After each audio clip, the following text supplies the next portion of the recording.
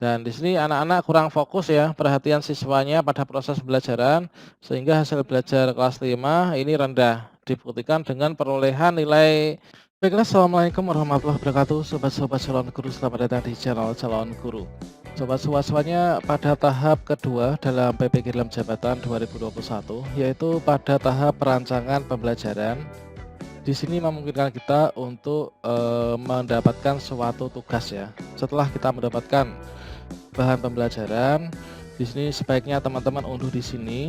Nah, di sini ada nanti materi yang akan kita unggah di LMS PPG dalam jabatan, yaitu ada LK 2.1 dan LK 2.2 teman-teman.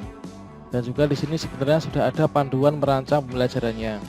Nah, pada kesempatan ini kita akan berbagi tutorial dan berbagi contoh ya terkait dengan bagaimanakah caranya untuk mengisi LK 2.1 ya. Nah, di sini adalah pada tahap pembelajaran perancangan pembelajaran ya. Nah, perancangan pembelajaran.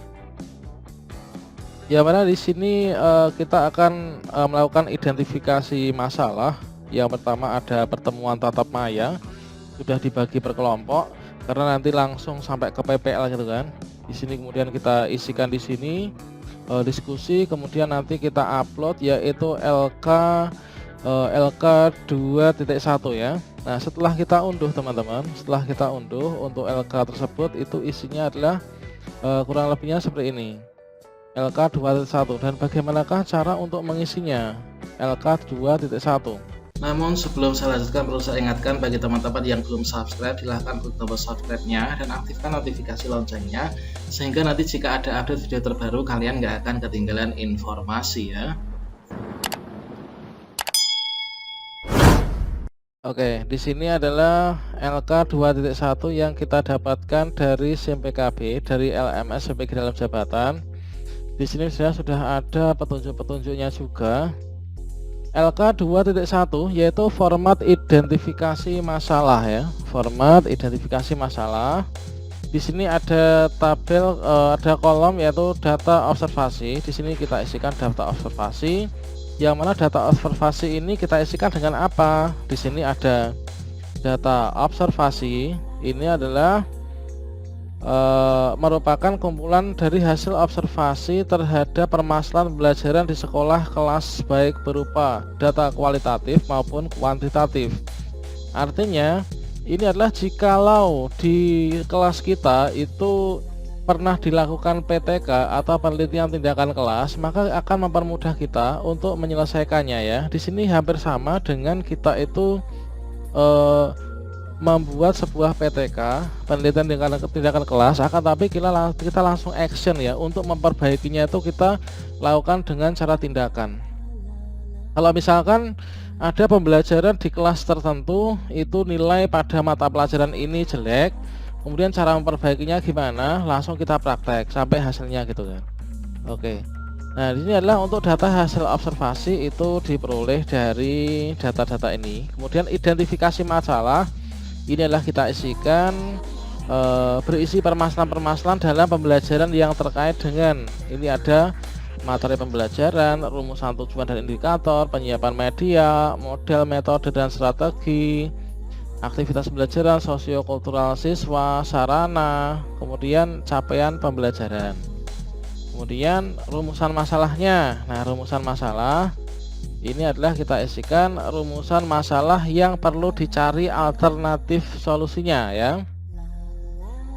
Rencana aksinya gimana? Rencana aksi atau solusi berdasarkan bahan kajian, sumber informasi, desain, gagasan, metode, bahan kajian, alat, resource lainnya diperlukan untuk mendukung solusi dari permasalahan yang ditemukan sehingga dapat ditetapkan solusi yang tepat ya. Nah, solusi yang tepatnya itu apa? Nah, contohnya di sini ada ditemukan masalah kesulitan siswa dalam memahami prinsip kerja motor bensin berdasarkan hasil pengamatan dalam proses pembelajaran dan hasil belajar beberapa semester terakhir. Nah, di sini saya mencoba untuk membuat tadi ya, mengotak-atik kira-kira terkait dengan LK 2.1 format identifikasi masalah itu adalah kurang lebihnya ini saya coba ini seperti ini. Namun di sini nanti tetap akan saya koordinasikan dengan Bapak Ibu dosen terkait benar apa salahnya. Yang namanya manusia kalau misalkan salah itu kan suatu hal yang lumrah ya. Yang paling penting itu nanti begitu ada koreksi itu harus kita koreksi. Dan di sini menurut pemahaman saya ini adalah untuk misalkan gini ya, contohnya saya kebetulan membuat ini dua saja. Ini nanti dua ini kalau misalkan nanti karena waktunya mepet juga ya, beberapa jam membuat ini kan. Nah nanti kita tambah lagi data observasi saya, misalkan ya, siswa terlihat kurang aktif dalam mengikuti pembelajaran dan sering mengantuk ketika pembelajaran sedang berlangsung. Siswa kurang bersemangat dalam belajar, sepertinya mereka lelah. Nah itu, mereka terlihat lelah gitu ya, anak-anak ya, anak-anak itu terlihat lelah, capek itu kan. Nah setelah kita identifikasi masalahnya, ini adalah ternyata guru mengajar dengan gaya yang monoton sehingga membuat siswa bosan menjelaskan dengan metode ceramah, dan siswa itu disuruh menyimak buku. Nah dalam metode itu menjelaskan menggunakan metode ceramah, siswa suruh nyimak buku, setelah selesai nanti disuruh mengerjakan latihan soal dan langsung melaksanakan ulangan. Artinya di sini siswa itu belum terlihat aktif ya dalam proses pembelajaran. Kemudian rumusan masalahnya ini adalah kira-kira bagaimana rancangan pembelajaran yang dapat menggugah keaktifan siswa dalam mengikuti pembelajaran di sekolah. Nah, di sini kita mencoba untuk membuat rencana aksi dan solusi, yaitu kita siapkan rancangan pembelajaran yang mencakup media, metode, dan strategi mengajar yang dapat menggugah keaktifan siswa sehingga siswa itu bersemangat dalam belajar dan merasa terlibat ya dalam pembelajaran itu. Dan ini dari keterangan saya, inilah hasil observasi guru dan siswa kelas 5 oleh saya ini pada tahun 2021. Ini adalah pada baru-baru ini ya. Kemudian contoh nih yang kedua.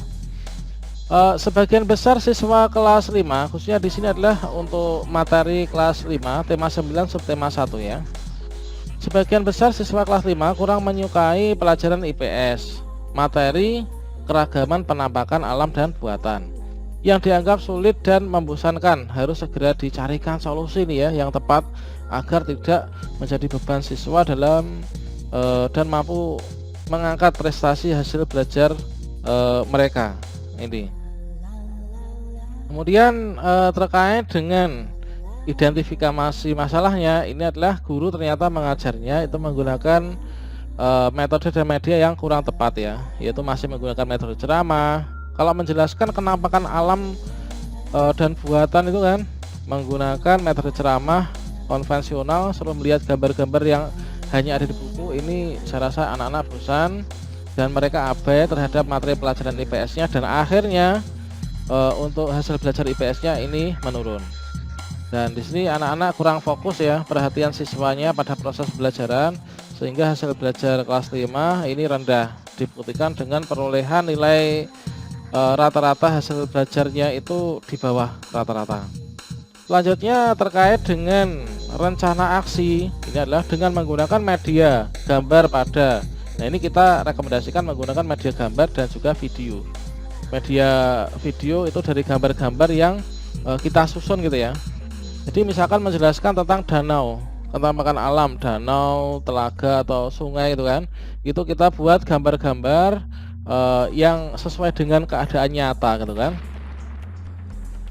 Jadi untuk menggunakan media gambar pada mata pelajaran IPS materi keragaman penampakan alam dan buatan kelas 5 ini diharapkan mendapatkan siswa dapat pengalaman belajar yang menyenangkan ya, agar tidak menjadi beban bagi siswa dan mampu meningkatkan prestasi belajar mereka. Ini hasil observasi tahun 2019 saya ya. Nah ini oke, saya rasa itu teman-teman ya terkait dengan contoh format identifikasi masalah, cara mengisi format identifikasi masalah. Oke, semoga bermanfaat. Sampai jumpa. Wassalamualaikum warahmatullahi wabarakatuh.